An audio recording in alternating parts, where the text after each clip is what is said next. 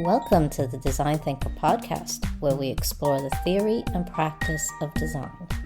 Hosted by me, Dani, and me, Peter. Hello, Dani. How are you? I'm really well, thank you. How are you? I am good. What are we talking about today? Today, a first for the podcast, Dani. We've got a question from a friend of the podcast and a long-time listener.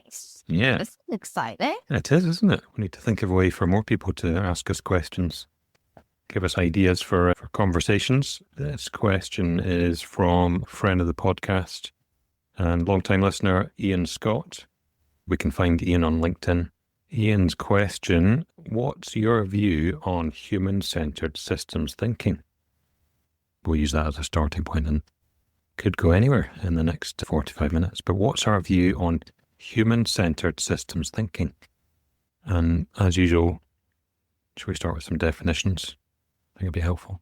Yeah. Okay, so let's start with defining what human-centered design is. In a very simplistic way, human-centered design is an approach to problem solving that places the needs, wants, and pain points of humans at the center of the problem-solving process.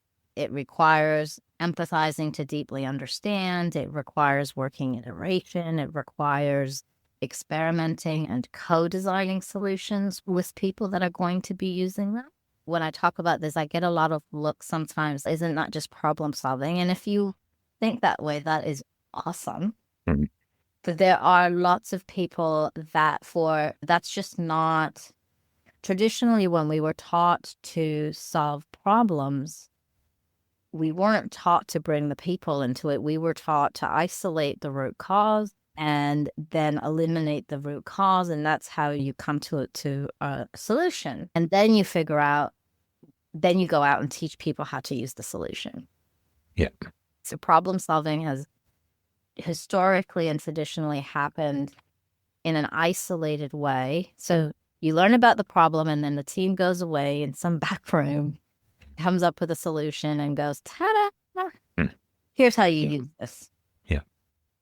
Whereas what human-centered design says is, okay, let's sit with you to really understand what the problem is, what the pain points are. Let's work together to ideate some potential ways, because the other thing that human-centered design says is that lots of times the people that are experiencing the problem have lots of ideas about how to fix it. Yeah. We work side by side with them, and we take a very experimenting approach. Yeah. Yeah. Like it. And I will say, because the other backlash that human-centered design gets, it sounds like it's a longer process to problem solving. It's much easier to go, okay, this is the problem, let's just skirt off and do it. Yeah. The problem with that is that the problem doesn't get solved until people use the solution. Yeah. Yeah. Right? So you have problem, you have solution. The problem doesn't go away until the solution is adopted. Yeah. And if the people that need to adopt that solution have not been part of creating it, the buy-in and the adoption of that solution is going to be much harder, which means the problem doesn't really go away, but you've spent a lot of time, money, and effort building something.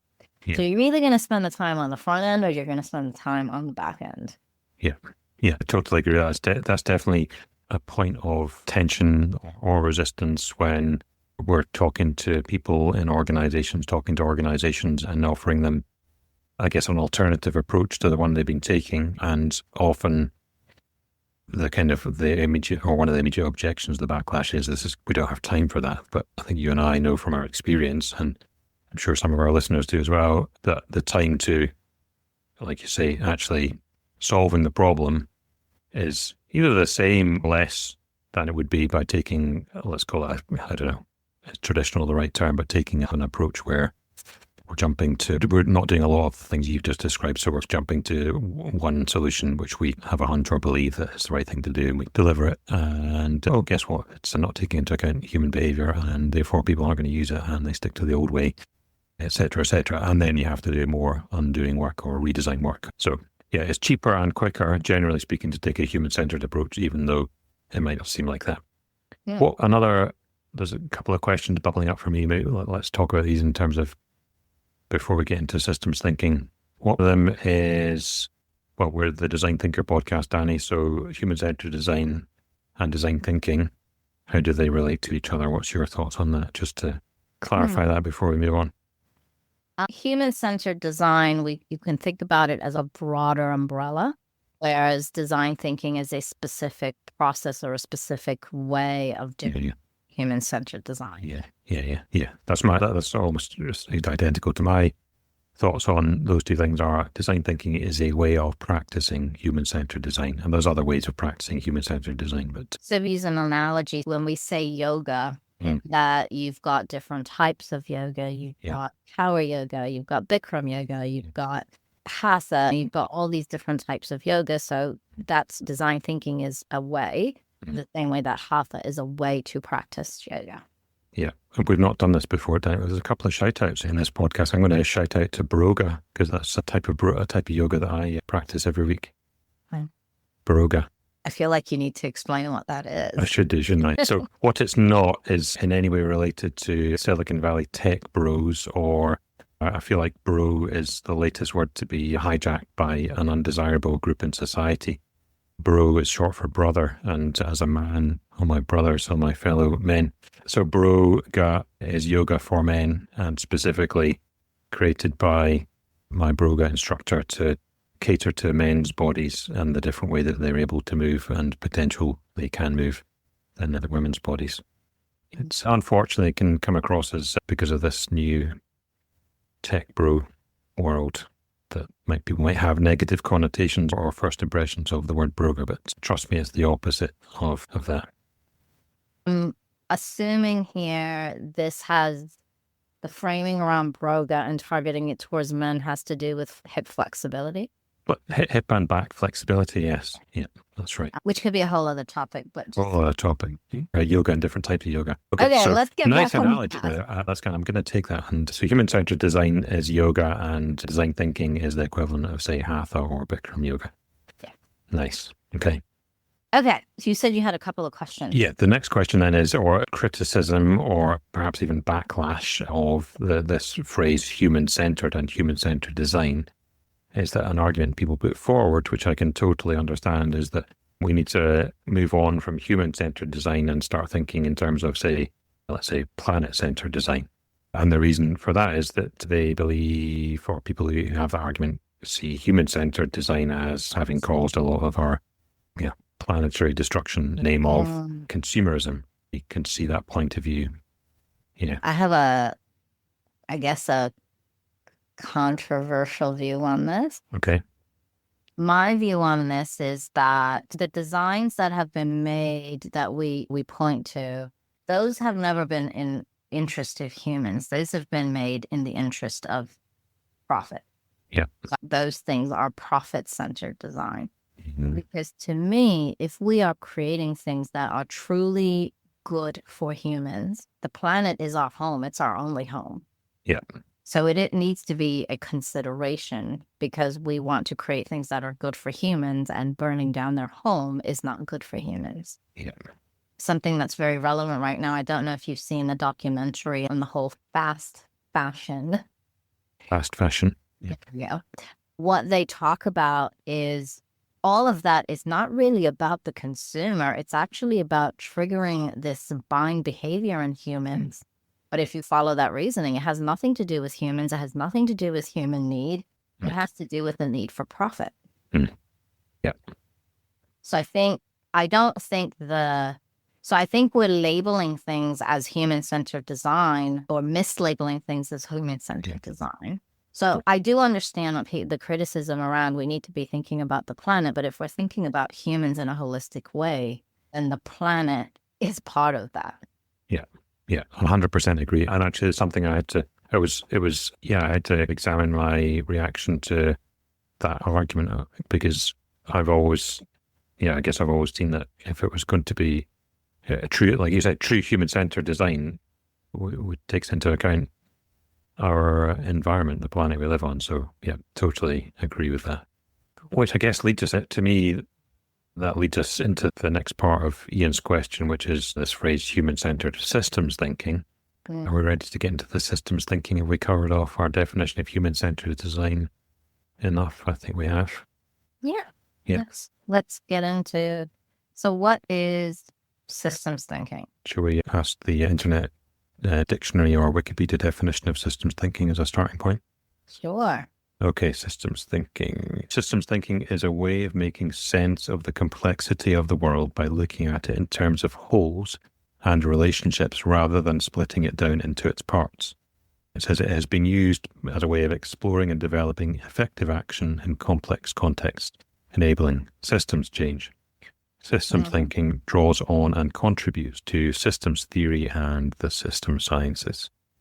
Tapping that a little bit. Systems thinking is also a holistic approach. Systems thinking calls for is to understand the relationships and interactions within a system rather than going, the problem is happening here, so let's focus our efforts on this part.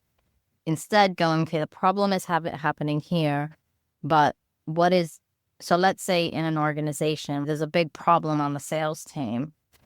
Traditionally, we would go, okay, let's put all of our attention to see what's happening on the sales team. And what systems thinking is saying is, no, you have to examine the problem and all of the interactions. So we would go, so who does sales interact with? What's happening there? We look at inputs and outputs, and we look at upstream and downstream impacts rather than just isolating.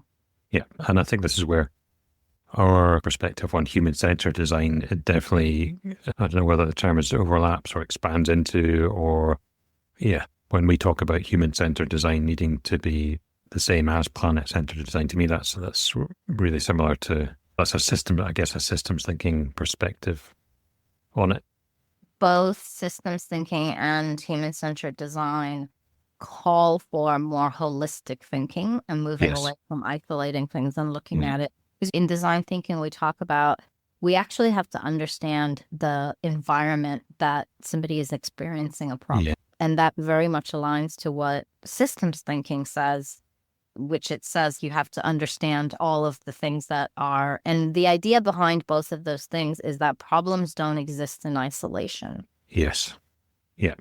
And the risk of, and I see this happening in our society, in our communities, in our organizations, and even in our homes, when we don't understand that holistic view, we end up creating a solution that solves this problem, but then has all of these other, that unintended consequences. Yeah, exactly. And I think that's one of the guiding principles of systems thinking, and I suppose therefore human-centered systems thinking or human-centered systems design, using an approach, a methodical approach to understand and predict as far as possible unintended consequences, and avoiding those as much as possible. And so designed systems thinking, we're still in our definition. I think that's, to me, it's, I guess, a simple definition coming at it from a design thinking, human-centered design point of view. It's really, there's a good sort of phrase that I've come across in a few different books when we're thinking about, let's say, designing objects. So you could design a bench for a railway station. You could do that in complete isolation. You could take a human-centered design approach to that. You could understand what people's needs are when they're a railway station and whereabouts they need to sit and how they need to sit and how long they need to sit and et cetera, et cetera. If we start to expand that broader, though, what systems thinking suggests, and actually our definition of human-centered design would be, like, don't just design the bench like in isolation. Think about it in its context. We've had a whole episode of context, but think about it in the context of the particular railway station, in the context of the town that railway station is located in the context of the railway as a network, in the context of the society that the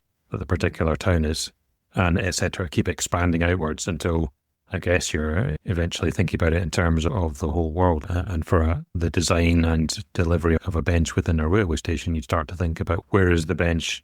Where are the raw materials coming from? Who's making it?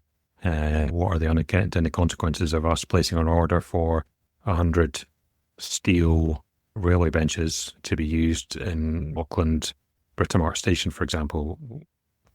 Whereabouts are they coming from? What are the global impacts on transporting them from abroad, or who's digging the raw materials out of the ground? That's where my mind is. So instead of just thinking about the bench and what needs it solving for commuters at a railway station, deliberately and methodically expand our thinking to consider everything. And even, I guess, thinking forwards into the future, into eventually that bench will become obsolete through use, or materials might break down. So what's going to happen to it afterwards, and how do we deal with that? What this is bringing to mind is something in behavioral science we talk about as the Cobra effect.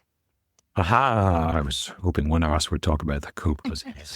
And if you're not familiar with the Cobra effect, it's this idea that you solve one problem, Yeah. but you didn't think through the implications of your solution. So now you've ended up creating other problems. The fable that goes behind it, which is that community was experiencing lots of cobras. In an attempt to cut down or address the cobra problem, they told people that for every dead cobra they brought in, they would get a certain amount of money.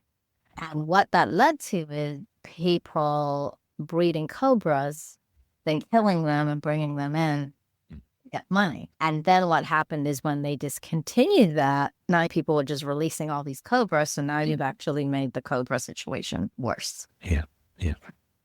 And for clarity, I think most people will know about cobras are deadly snakes. So the original problem to solve was people dying of snake bites. Yep. And the end result of all this intended intervention was more people were dying of snake bites because there were more cobras. I know when we hear about the cobra effect, it seems silly, but we see this happening in organizations all the time. We make decisions without thinking through the implications of unintended consequences. Yeah, organizations and societies. This is on a different scale and a different, I guess, it's a different system altogether, but different consequences. So I remember before I left Britain, sometime in the early 2000s, the government introduced a ban on smoking in pubs. Amazing initiative from a health point of view. I do not miss walking out of a pub or any sort of entertainment venue and stinking of cigarette smoke, or not being able to speak the next day because I was hoarse from other people's cigarette smoke. And obviously it's had a significant impact on deaths from lung cancer because passive smoking is as bad for you as active smoking.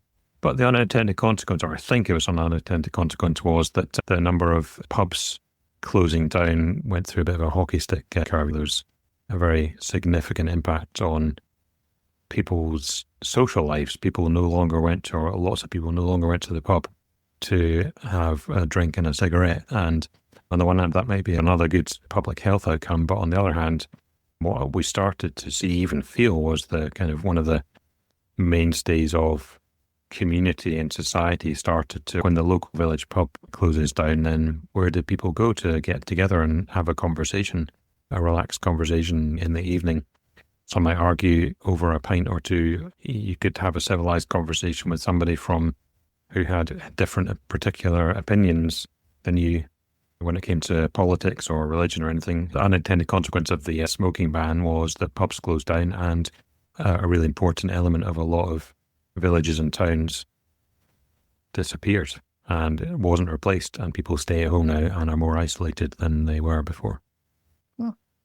Another example that I'll give you, and this became pretty prevalent when privacy breaches were a big thing. So lots of organizations' response to this was, because we know that most privacy breaches happen because of human error, they started to introduce a punitive approach when a privacy breach happened. And so guess what happened? If you by mistake, human error, did something that resulted in a privacy breach and you knew you were going to get in trouble for it, or it was a genuine mistake or not, what do you think they did? I think there was fewer privacy breaches reported, Dani.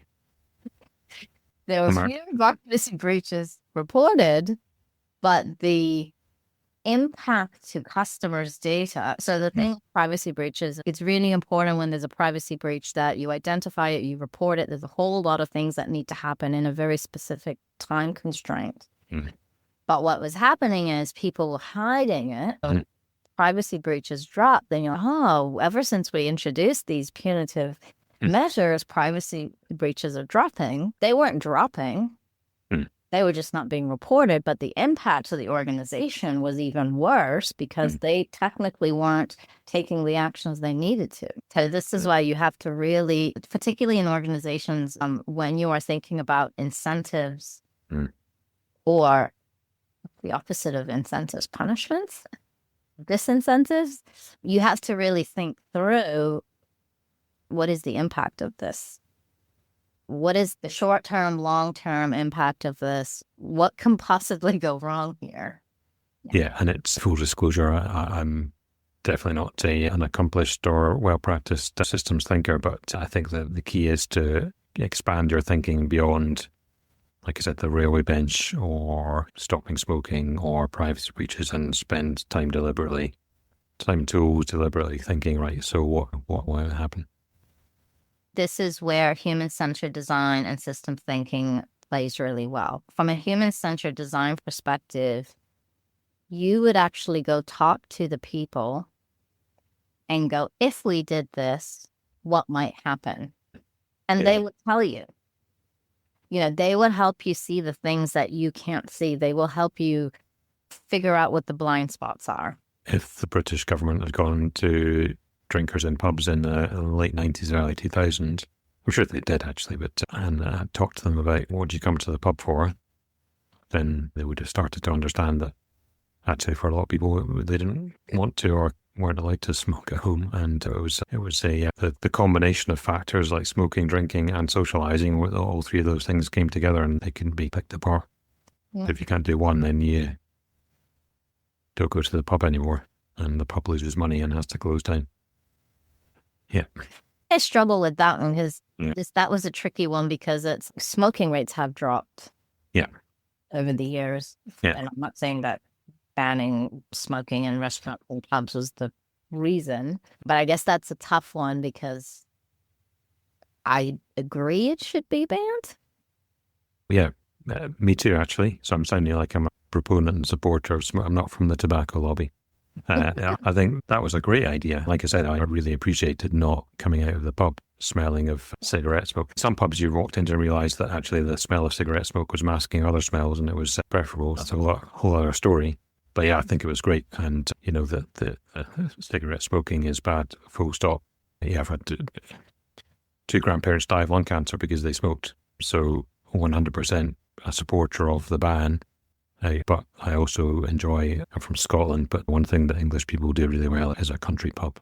And there's nothing like having a nice pint of English bitter, either around the fire in the winter or outside in the beer garden. And a lot of that is disappearing. And it's a chain of events and it is a system. So this isn't the only cause, but one of the catalysts for pubs needing to fight for survival in some cases was the smoking ban. And it was especially impactful when there was only one pub in the village and 50% of the people going there on a regular basis are smokers, and half of them don't go anymore. That's 25% less patrons and less cash through the tills. I guess this is like systems thinking in a nutshell. You've got a really important thing to solve, and it's important to solve it. At the same time, once you solve that, there are other problems to think about and solve.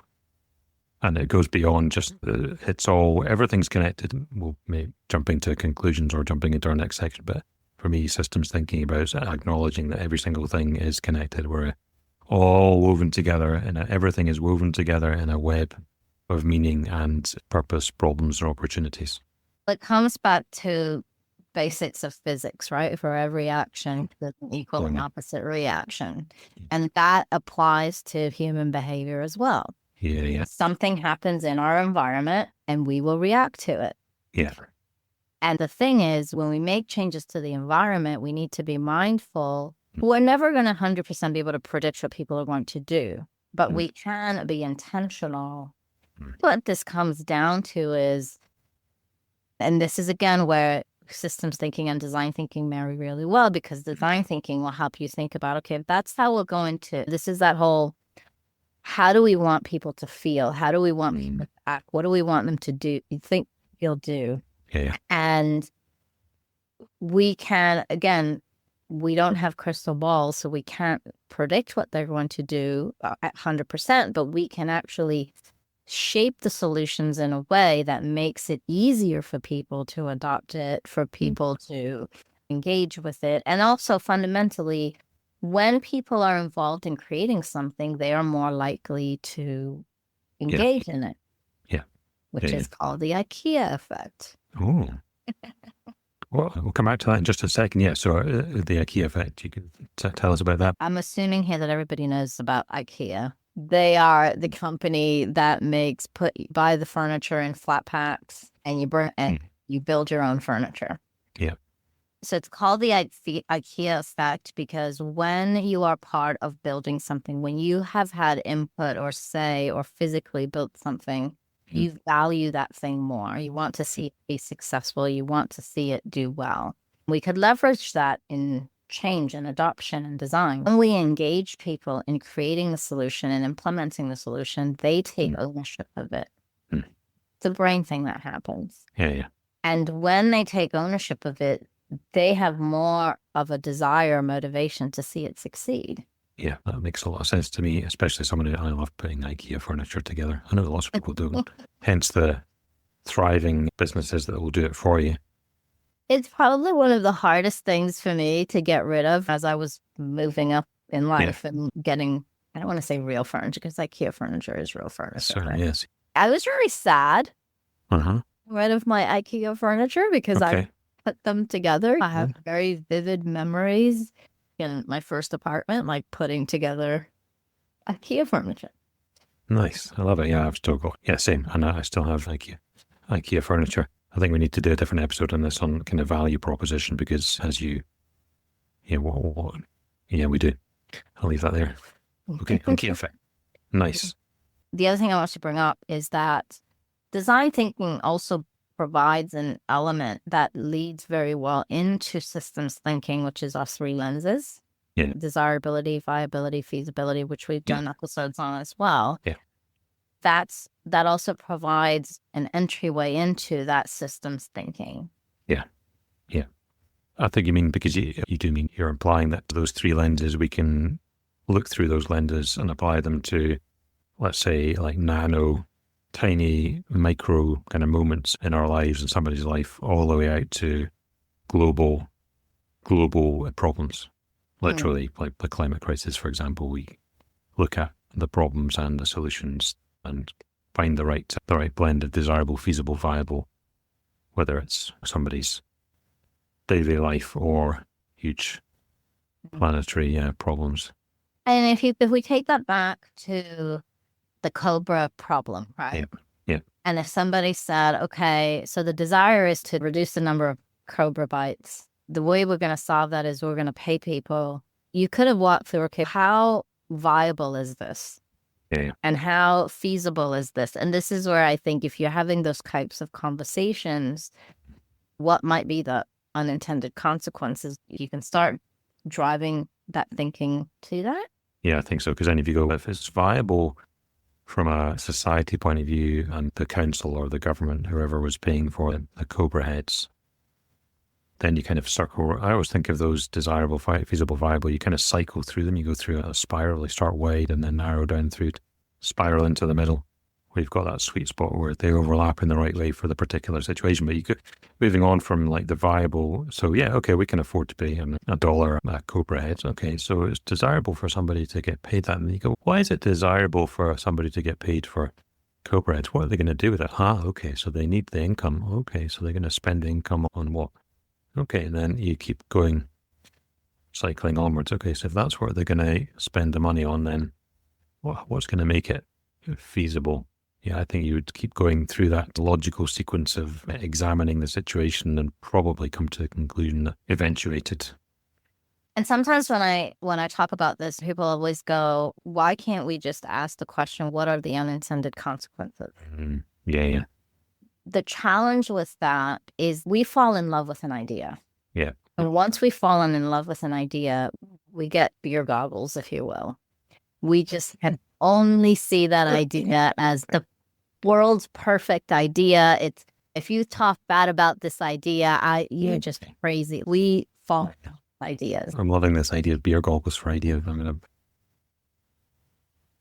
What was your takeaway in the important subject of human-centered systems thinking? Idea, beer goggles.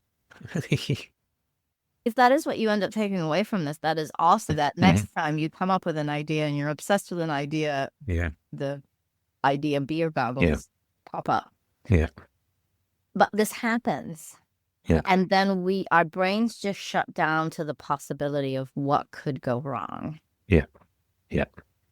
This is where really forcing ourselves to see through these lenses can help, because it's not threatening the idea. We're still cool with the idea. We just want to understand, does it meet these things? Yeah. Yeah. Nice. And actually, I thought that's just passed through my mind as we were talking about beer goggles and lenses, and I guess thinking ahead to the unintended consequences, doing like the pre-mortem, if you like, on something. Good old Edward de Bono's thinking hats.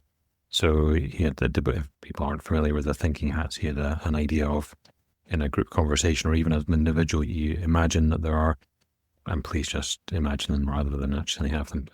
Imagine different coloured hats, and each different coloured hat represents a slightly different perspective on a situation. So black hat thinking is thinking of all the things that go wrong. So yeah, pretty helpful when it comes to imagining unintended consequences.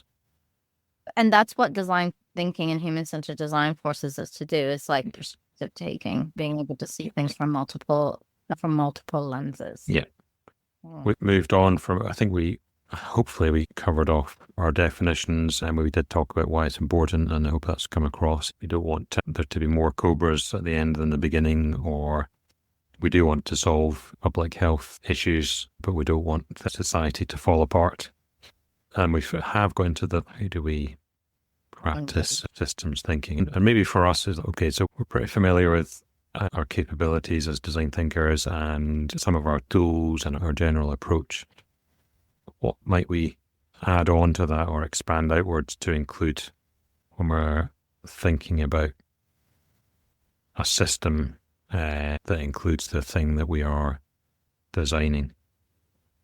So we started to talk about the three lenses is one way that we could approach that. The other one comes in when we do empathetic exploration. Part of that process needs to be understanding, okay, so this problem is, who are you interacting with? Who else might be impacted? What's the step before this? What's the step after this? Really asking those types of questions. Yeah. Yeah. Nice. That's another one. Also, I will say this kind of related, not related, in terms of the how of systems thinking. When somebody comes to you with an idea, regardless of how crazy the idea is, the least effective way to knock down a crazy idea is to call it a crazy idea. Because the more you discredit an idea, the more the person posing that idea is going to hold on to it. The better option is to go, okay, let's talk through what that might look like if we were going to implement this. What is the next thing? Who do we need to talk to? So you start asking these exploratory kind of questions to start laying out, how will we make this happen? And most of the time what happens, and I say most because there's a lot of intellect, EQ and IQ that play a role in this. If you ask those types of questions, people generally start to see the flaw in their idea or what they're thinking about doing. And now you're not dismissing them. You're helping them understand why this idea needs to be dismissed. And then you can say, okay, so now that we know why this won't work, is there some elements of this idea that we could take, build some new things on? Yeah. Yeah, nice. I love that idea of helping people on just thinking, helping them think through their idea. It reminds me of, and I think it's the same thing, and I hope I get the terminology right, and it does lead to a little bit of a story and another, maybe going back towards why this is important, but this term normative loop. Are you familiar with that? The normative. So I think what you've just described it as a normative loop, isn't it? It's not telling somebody you've got a bad idea, but helping them see their own idea and having them draw their own conclusion that this isn't such a great idea after all. I first heard that term from someone called John Seddon, who is a systems thinking I guess, advocate, and his organization, I think he's still part of it and runs it, called Vanguard Associates. And I came across them when I was living and working in the UK and in my early career, and I kind of grew up in an organization as part of a kind of call center environment and system. Our way of serving our customers in the organization I worked for then was still primarily in the call center rather than digitally. And I experienced this firsthand as a call center kind of agent, as well as somebody who helped improve call center environments. This kind of unintended consequence, and what John Seddon was promoting at the time and still talks about, is something called failure demand. So failure demand is an unintended consequence of it within a system. And the example that I experienced was the failure demand created in companies running call centers, where I guess they were setting up their system, including their incentives for individuals and managers and teams and they were basing it on things like number of calls a person would answer during a shift, and measuring things like average handling time, which is the amount of time on average they would spend on each phone call. Those of us who have spoken to people in a contact center, especially back in those days, they would probably have felt like they were being rushed to get off the phone as quickly as possible, because the person you were speaking to was being incentivized to get through as many calls as possible. And that was because there were lots of people waiting to speak. So at the first level, if you were being hurried off the phone as quickly as possible, a large percentage of people were not getting the problem that they called up to get resolved. So they would go away, discover that the problem wasn't solved, and they would call back again. So that's a level 1 failure demand. Like the calls were simply building up because the incentive and the system was designed to answer as many calls as possible. And on the false assumption that answering lots of calls and having a low average handling time would reduce the overall number of calls coming to the system. That's kind of level 1. Level 2 failure demand is failing to examine why people are calling in the first place. Not because they haven't had the problem solved. It's like, why did they have that problem? So you have to, in an organization or in a system, think about and go backwards in time and examine, and like we're saying, understand what are people not getting in the product that you're creating for them. And in an insurance company in those days, there was manifold. One of them being, elsewhere in the call center system, salespeople were being incentivized to sell things as much as possible, and that meant that they were selling things to people that they didn't actually want. And as soon as the customers discovered that they'd been sold something that they didn't need or want, they would call back to say, I don't want this. So yeah, failure demand is often, I think for me, it's a great example of if you don't consider things in a system. I guess the contrast to that is, I would like to hope that more organizations who have call centers, rather than incentivizing agents on number of calls and average handling time, what they're incentivizing people on is solving customers' problems first time. Which is why, as customers, another unintended consequence is the surveys that come to us to the point of annoyance, asking us if we've had our problem solved. The company's trying to understand whether that's the case, so that they can reward the person for not getting the customer off the phone as quickly as possible, but actually spending as much time as they need to solve that customer's problem so that they don't call back. And if they're smart, then they'll also use that information to feed back into their product development and marketing areas to go, hey, here's something you need to change about your product so that we don't even get those customers calling up in the first place, never mind for a second or a third time. So that was John Seddon, his normative loop. And I guess that was my first introduction to systems thinking. And it was kind of mind-blowing at the time. There's a couple of things you're touching on here that I think was worth diving into a little bit. Cool. One is that when something happens, when there is a problem, we have a tendency to blame the problem on the people. And we fail to realize that the system is going to always work exactly how it was designed to work. Yeah. Right? But mentally we go, our contact center volumes are ridiculous because our people aren't doing what they need to do. Yeah, idiots. Just need to train them better. Exactly. Stand over their shoulders and shout at them until they answer call. But no one goes, hang on, the system's going to work exactly how it was designed to work. So if those things aren't in place, well-meaning people come to work every day trying to do a good job, but they're not set up for success. And this is where that systems thinking is really important, because you need to look at that. Okay, our call volumes are up. Why? Yeah. Is it a system thing? Is it a process thing? And oftentimes we love to blame the people. It's not the people, it's process and systems. Yeah. Which are the two things that never get addressed, but we're like, let's just do some more training. Let's introduce some new incentives. Let's do metrics. And don't get me wrong, incentives and metrics and training, all of those things are important, Yeah. but you cannot do them in isolation. Yeah. Totally agree. You reminded me of a quote. So that world of call centers led me into Lean Six Sigma and becoming a black belt in that process improvement methodology, which I was most interested in, that the human side of that. Hence why we're talking on this podcast about design thinking, Dani.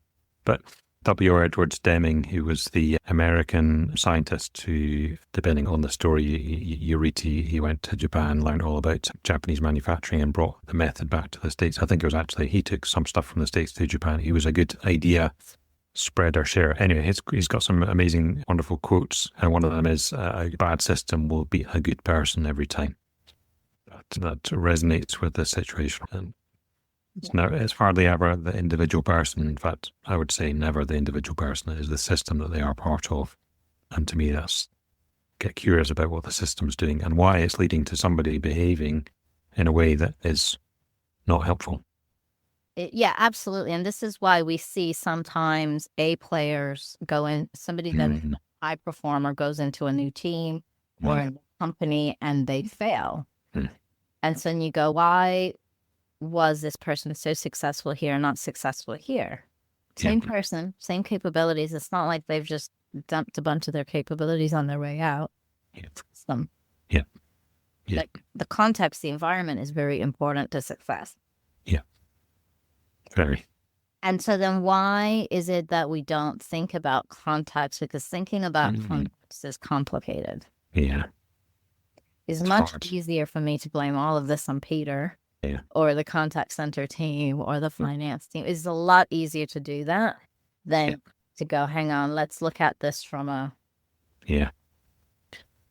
I can't remember where I picked this up from, but I love the phrase, whether we're, whatever position we hold when we're looking at a situation, whether it's a problem or a positive situation, but this phrase, tough on the facts, easy on the reasons. The facts are that, if we're going back to the call center days, the facts are that we aren't answering customers' calls, but let's not be tough on the person. Let's be easy on, when I say easy on the reasons, it means be open-minded and take time to examine all the different possibilities rather than jumping to conclusions. Yeah. So I'll give you another example to really show this and bring this to life. Back many years ago when I worked in the regulatory space, and again, back to privacy breaches. So all bankers were told, do not send customer sensitive data via email because it's not secure, all of that. And despite multiple communications, trainings, videos, pamphlets, stories, this was still happening. So then they were starting to introduce this punitive approach to, if you do this and we catch you, you get written up. And I just found it really weird. Why would people understand the risk and still do it? This is their livelihood. Yeah. So I just went out and asked them, can you tell me what's happening here? Not in a threatening way, not in a, why are you not doing this? Why are you doing this? Not in that sort of way, but help me understand, what does it look like when you need to send things to customers? Walk me through this. And what I found out is that they were told don't send it through email, but they weren't given an alternative way to do it. At the same time, they had all of these service level agreements to make. So they weren't given an alternative to email, but they were still being measured on the speed of getting certain tasks done. Yeah. Well-meaning, good employees were failing, but they weren't failing because they were crap at their job. They weren't failing because they just didn't care. They weren't failing for anything that we could blame on them. So then I said, is this an issue that has been reported? And they're like, yes. And we were just told to make it work.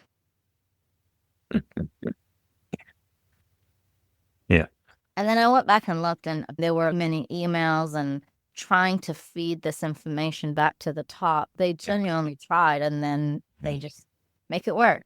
Yeah. Make it So work. they figured it. They did. Nice. Good story, Danny. I took us back into I think why it's important. But yeah, thanks for listening to that story. Back to how, and we were touching on our capability. Yeah, I think in this empathetic exploring, as ever, yeah, starting to understand people and their situation, like you were just describing.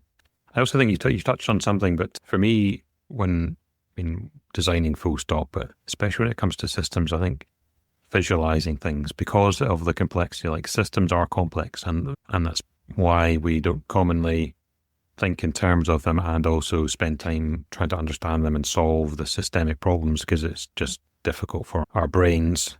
And I'm sure you've got some reasons for that are simple but complicated. It's difficult for us to hold so much information. So visualizing, mapping things out, I think is really powerful. I think a really great thing to do at the beginning of any initiative when we're designing something is a stakeholder map. Now, a systems map is a kind of more expansive version, to me at least, of a stakeholder map. So we're thinking about stakeholders, but if we just, I mentioned nano all the way through to global, if you draw some concentric circles in a stakeholder map and just keep expanding those circles out to go back to that railway bench example. Okay, let's imagine stakeholders within the environment of the train station, then environment within the town, then within the region, then within the railway as a whole, and the country, and etc. You keep going out, and that's a visual. If you start with those circles and give your brain the questions and the prompts, and our brains like to fill in gaps, and if we create the gaps, then we can start to, if not fill them in, at least be curious about what those gaps are. And then once you've got all those different stakeholders or parts of the system, then you can start to literally draw relationships between them, between the railway company, for example, and the city council, and yeah. Absolutely, the stakeholder mapping is important. I also think looking at it from a process step by step, because the thing is, if you change step number 3, you're not just changing step number 3. That is going to have impacts, and it's not easy to go, what is the impact of that? Yeah. And this is where we get ourselves into trouble with unintended consequences, because something changes in step number 3. Yeah. And there's all these other steps that are impacted, but we don't know about it. This is our stakeholder. So all of these things come together. Yeah. And you said that this is complex. Brains don't like complexity. Our brains are always going to look for the easy way out. Yeah. So brains are very, you know me, I'm a fangirl about the brain. Yeah. It is my favorite organ. I hesitate calling our brains lazy because it's not, but our brains have an incredibly hard job. It is responsible for everything that keeps us alive that we do not even think about. And on top of that, it has to navigate the day-to-day things. On top of that, it's got to solve problems. The brain is always going to prioritize keeping you alive and keeping you safe before anything else. Yeah. So when we sit down to solve problems, it's always going to look for the easy way out. And the easy way out feels good. So 95% of decision making is driven by emotions. Yeah. It feels good. So I'm going to go with that. Yeah. It takes a lot of mental energy, and this is why big problems don't get solved. Yeah. This is why we keep living the same problem over and over again, because it's easy to do something. And then the thing is, when you do the easy thing, we're like, yep, we fixed it. We've done something. We celebrate, which reinforces the feel good factor. Yeah. But we've actually fixed them. Yeah. Yeah, I guess the emotional consequences of resolving and fixing a systemic issue are we aren't going to get a dopamine hit from contributing to fixing a systemic issue that actually the problem will be solved for another 5 years. But it's that immediacy. But Thank you for. We can build into that, right? Okay. Think like saying, Peter, I know you're working on this and this is really hard and we're not going to fully realize the benefit of this in 5 years. Thanks for sticking with it. Good job getting it through this phase. Yeah. And that makes me consider when we're thinking about how we do this, and especially I think many of us, when we are presented with sometimes a solution to implement or even a problem to solve, many of us will go, well, let's do some discovery. Let's use that shortcut term. And what we discover is that that's not even the right problem to solve, never mind the right solution to implement. And as we go further through that discovery, we might start to uncover all of these systemic issues. And I'm wondering, the question that's going through my mind is how we find ourselves in a little bit of a dilemma sometimes, which is we could, examples, we're working in a bank, for example, and we're asked to design, let's say, a new credit card. And during the course of that, what we're discovering is that availability, easily credit is too readily available to people in a financially challenging situation. So we might make it worse by creating a new credit card. I guess the question in my mind, I'll get to eventually, is how do we, when we are as design thinkers and we're designing something, we want to take into account the system and the unintended consequences. How do we deal with that kind of dilemma?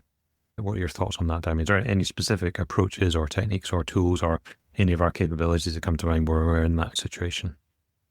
The question around, we start down the path of trying to understand this, but then we end up understanding this meaning like a small part of something. Yeah.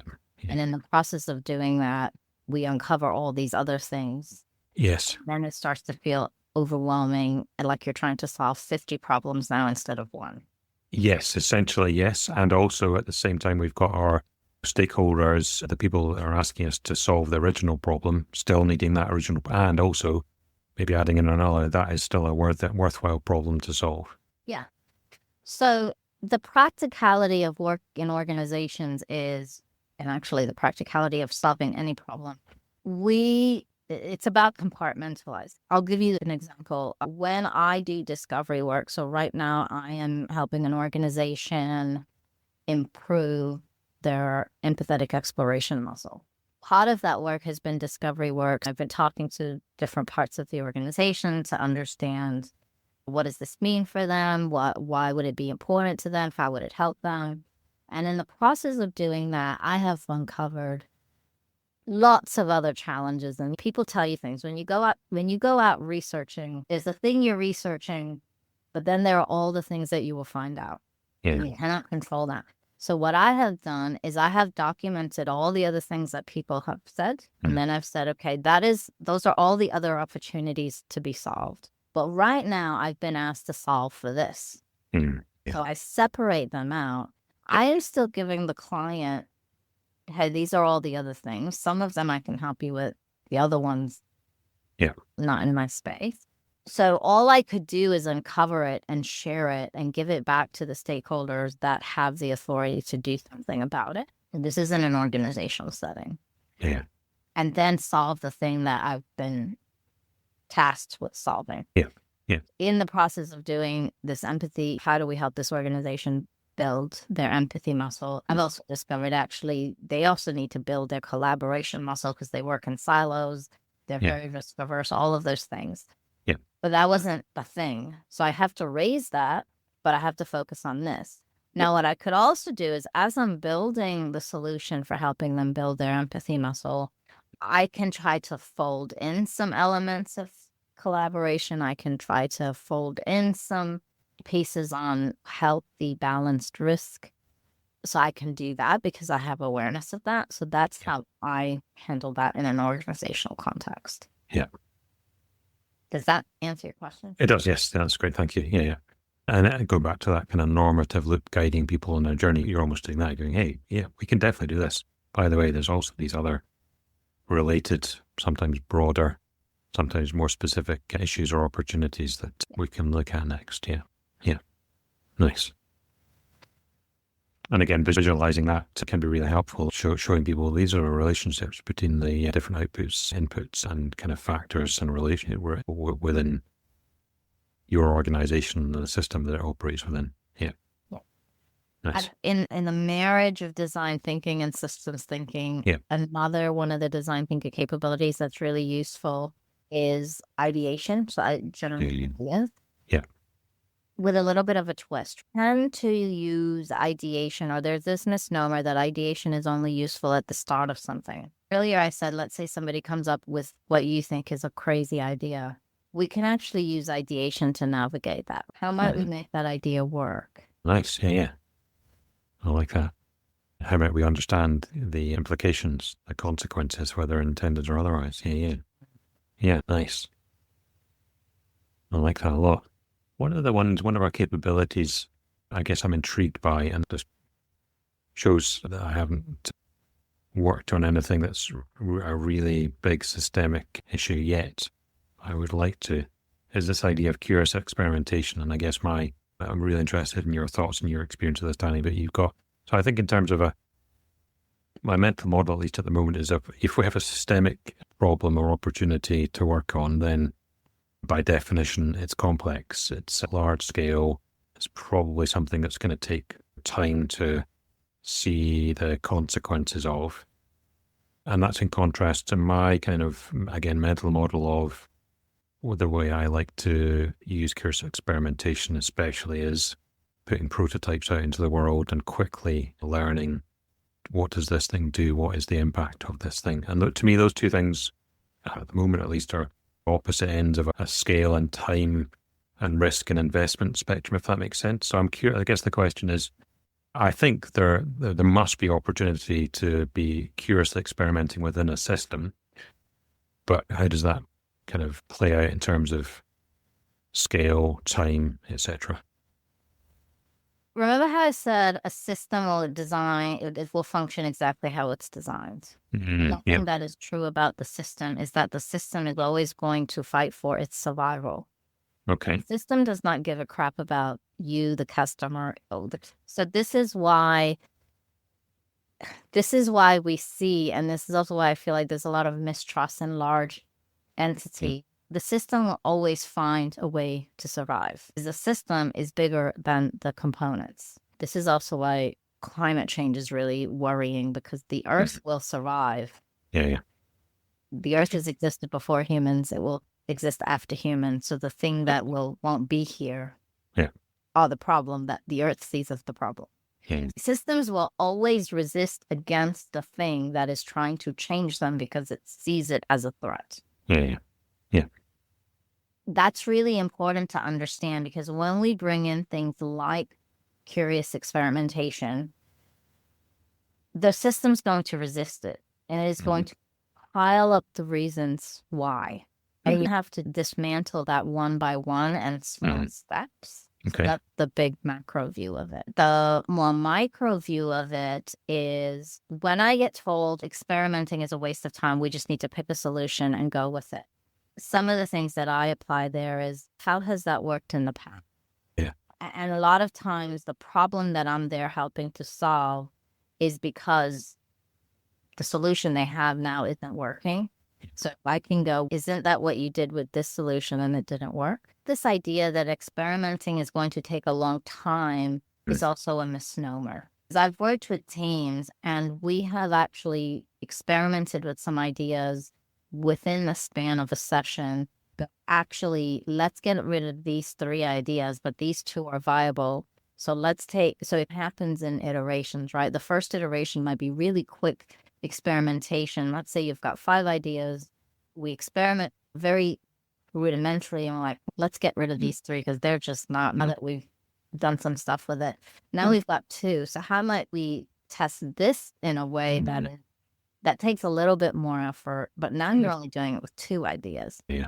Yeah. It requires that shift in mindset, but also realistically, the places that end up being open to and becoming really good at experimenting when it comes to leadership, it takes a lot of bravery from leaders to hold the space to do that. And I guess also an ability of the leadership to have a really good understanding of not all the details within it, but have a good understanding of the system and how things relate to each other. Yes and no. Okay. The job of leaders isn't to know everything. Yeah, you have to have some level of understanding to make sure that your people aren't telling you to do something that's just going to fix the company. But being a leader isn't about knowing everything. No. Or having all the right answers. It's actually about making sure you have the right players on the team with the right capabilities, trusting their expertise, and leaving them to do their jobs and doing the roadblocks, removing the roadblocks, being the enabler, Yeah. addressing performance when it isn't happening.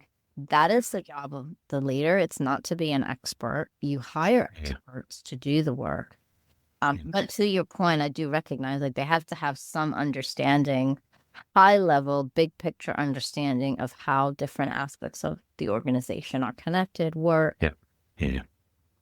And I just add to I think adding to your list of leadership job, I think is also to not have the right answers, but definitely spend time thinking of the good questions that are going to help elicit. That's what we learned from John a couple of episodes ago, power of asking good questions. Yeah. Go and listen to that episode if you're listening to the other one haven't yet. It's a great episode. That's fantastic. Definitely. With John Bennett about the power of questions. Cool, Dani. Just thinking of our listeners' time here, starting to come to the end of this enjoyable exploration of Ian's question about human-centered systems thinking. Hopefully we're starting to answer Ian's question. Well, we've definitely answered what are our thoughts on human-centered, so some of them anyway. Anything else to add in terms of our design thinker capabilities? Particularly when we're thinking about combining systems thinking and design thinking, empathy, collaboration, which we've touched on. Did we touch on collective collaboration? No, we didn't actually. My thoughts on that are it's always important, but in a systems context, it's even more important to collaborate with people who are from across the wider system, not just within a component of that, and who know it just enough that they can imagine and see. They can see how the system works as a whole, and also imagine how it might work differently. And I say just enough, I guess, because sometimes when you know a lot and you're really embedded into a system, then it's actually more and more challenging to see how it could be different. It's potentially a controversial point of view to add in right at the end of the podcast there, but problem solving is more successful when we collaborate. Yeah. The way that most organizations collaborate is broken. That is a completely different episode. Yeah. But it is a fundamental thing that is needed. No good solutions come in isolation. And also we know in our practice that empathy and collaboration, they go hand in hand, right? Yeah. Nice. And then situation optimizing, looking at that one, I'm thinking, well, absolutely, 100%, but maybe I would think about replacing the word situation with system for the context of systems thinking or systems design. But I don't know that I would do that because the situation is the prompter to look at the system.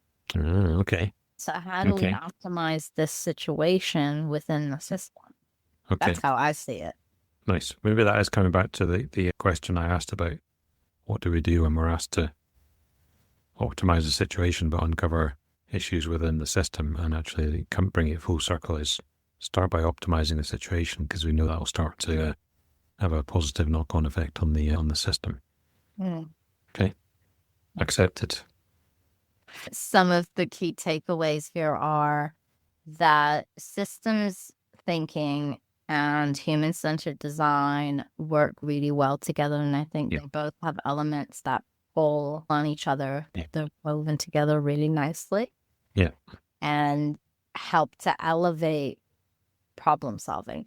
In lots of unsaid ways, as design thinkers, we actually engage in systems thinking. We may not call it out. Agreed. Yeah. Agreed. The other thing I will say is whether it's design thinking, human-centered design, systems thinking, whatever else thing that you are passionate about, the people that need help, the people that thing will help, don't really give a crap about what it is. They just want their problem solved. So one of the most effective things that you could do is just shut up about talking about those things and just do it. And when they experience the outcome, it's a hard fight to sell systems thinking, design thinking, human-centered design. It's an easier sell to go, right, this is your problem. Here's how I'll go about solving it without lecturing people on what it is. I know saying that is very ironic because our whole podcast is about design thinking. Yeah. Yes, I definitely see that irony, but that's something very important to have in mind is, people don't care as much as we do about how we're doing things. They care about their problem and what needs solving. And that's the starting point and the end point. Nice. Okay, so we usually wrap up with some takeaways. Yeah. Thanks, Danny. What were takeaways? Do you have any at the top of mind? I really enjoyed getting a question from a listener, so thank you, Ian. Yeah. And perhaps a takeaway is figuring out how do we get more of our listeners to send us questions. Nice. So one, we answer their questions, and also I'm curious what other questions do people have about this topic. Me too. I love that idea, Danny. Yeah, let's take that as a joint takeaway. We'll figure out a way for people to join the conversation, and we'll let you know how that is, where that is. Takeaways for me, I think, thanks Ian for the question. Check out Ian Scott. He'll be on LinkedIn and his new organization, the Scott Collective. And I hope we've helped you in your thinking. And certainly it's been enjoyable to reflect and think about what is this relationship between human-centered design thinking and human-centered systems thinking. And maybe my takeaway is just to make it more explicit that this should be part of our practice. We should take moments when we're taking our design thinking approach to just consider the unintended consequences and the wider system that this thing is part of. And like you suggested, Danny, like to deal with the potential overwhelm by documenting what we're discovering and uncovering and communicating that to our sponsors, our stakeholders, so that while we continue to solve a problem, we're also putting on our collective kind of roadmap what the other specific or wider, broader problems to solve are. Love it. Me too. That does it for us this time. Thanks everyone for listening. Thanks for listening, everyone. Speak to you next time. Speak to you next time. Bye. Bye.